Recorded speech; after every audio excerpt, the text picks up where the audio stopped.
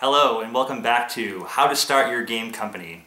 This week I'm very excited. We have our first user comment question since the start of the series. Maurice Johnson asks, can you go into IP and techniques that startups can do to protect their game ideas, logos, etc.?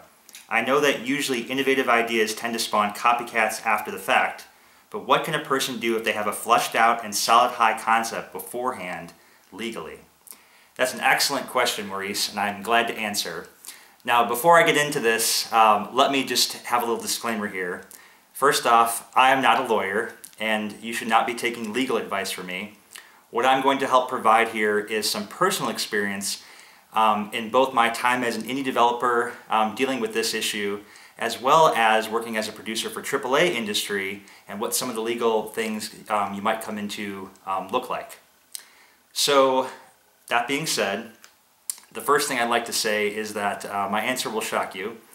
In short, there is not a whole lot that you can do to protect your own individual IP. And here's why, again, from my experience. When I started Hero Mages and started looking at things like the game title, logo, code execution, gameplay ideas, I spoke with several lawyers about how I would go about doing things like trademark search for the game logo, title name, as well as copywriting mechanics that I felt were unique to that game.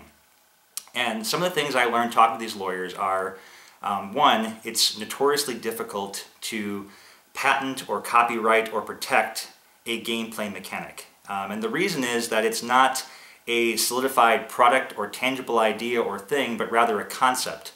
And the tricky thing about concepts is that you can put them into different contexts, different relationships, different themes, different arts, and any of these things change the permutation of which supposedly makes your unique mechanic yours and yours alone.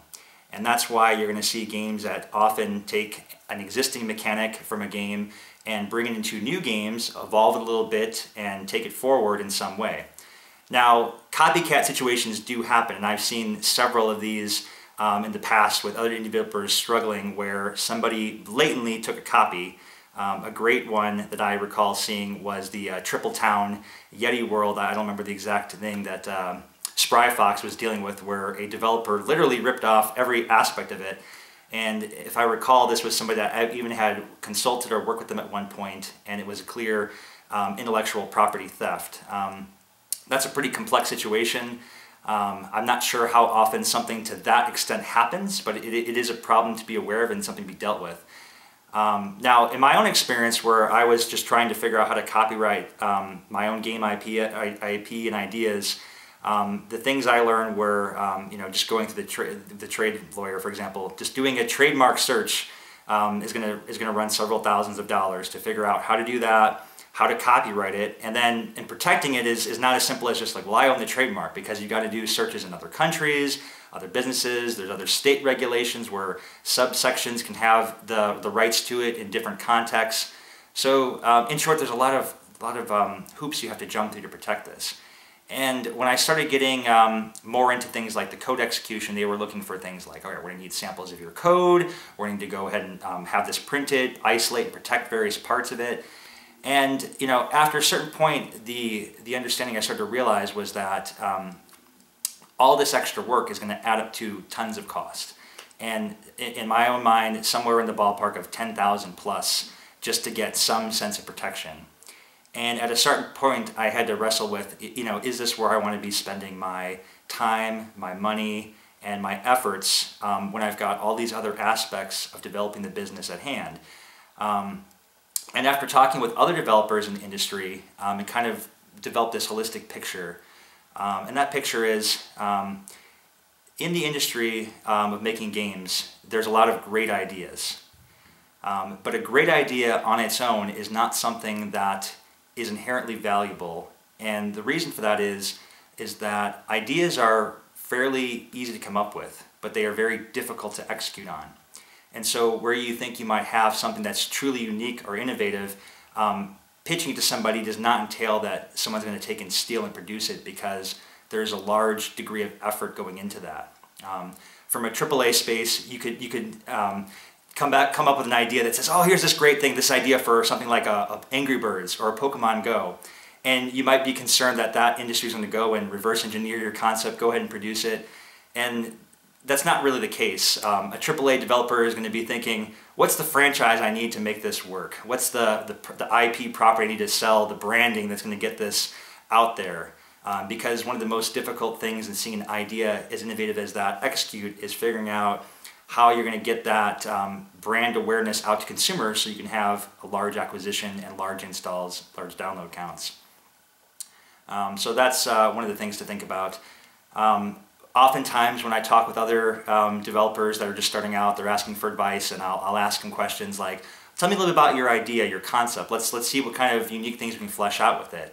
And inherently they're very protective about it. Like, oh no, that's a secret. I can't mention anything about the game because someone's going to take and steal it. You'll steal my idea.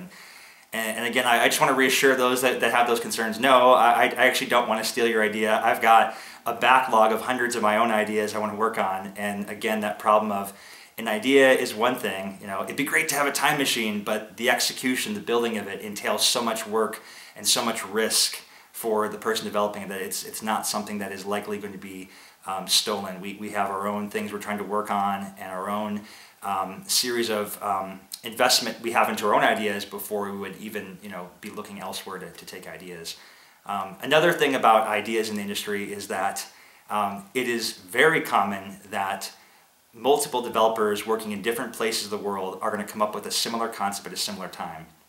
And there's a lot of theories as to why this happens. But one of them is just, it's all the things we're exposed to in the environment. There's this notion of shared conscious or ideas just kind of floating out there. But I believe there's an evolution to things. Games tend to follow a trend where somebody looks at something, sees the next logical link in the chain, and then has an idea and innovates there. Someone else in the world looking at the same things sees something similar, and as human beings think alike, we all tend to relate and come up with these ideas. And one moment I just have to pause here because my son has entered the room, so I will come back in just a short minute. There's Wesley. Say hi. Hello. Okay. And we're back. And that's just one of the great examples of why working as an indie developer and having your kids at home is just an amazing process, because they are so interested in what you do and want to be a part of things, and it's adorable, cute, and just awesome. So that was my son. And anyway, back on topic. Let's get back to the IP thing and the uniqueness of IP. So as I was saying, there's ideas that exist in the world. It's very common for multiple people to have those ideas at different times, or sorry, at the same time, and come up with different things, different iterations, different evolutions. And in many cases I've talked to people who have worked on things and developed code, and they've had this sense that their idea was stolen, and then you go back and you talk to the other developers and realize that, oh yeah, no, they've had this in the repository for the last year, just like we have, and there's no way they could have known. It's just the nature of the creative process and connecting ideas from one to another. I would, in my own experience working on these things, the sort of attitude I've come to take on it is, if you feel somebody is taking on your idea or replicating your work, think of it as a compliment that you've come up with something that's great and awesome that other people want to follow in your footsteps. The other thing I've realized is that sharing, especially as an indie, is far more powerful and valuable to you in evolving your own project than having this attitude of guarding and protecting and thinking that your work is beyond what anybody else could have come up with on their own. I find that in doing so and being open about what you're working on and sharing and giving toward others, that you're going to find that there is an abundance of success and wealth that can be shared amongst all the developers, and that by giving freely to others what you know and what you think about will enlarge your life in ways that will lead to a far greater success, and it just helps everyone in the industry out. So that's my take on the IP. Costly, it's expensive, very much so, and you're not likely to gain a lot of traction. Again, I would consult with a lawyer if you're having any doubts. Get your own take on this, learn from your own experiences, but that's my personal take.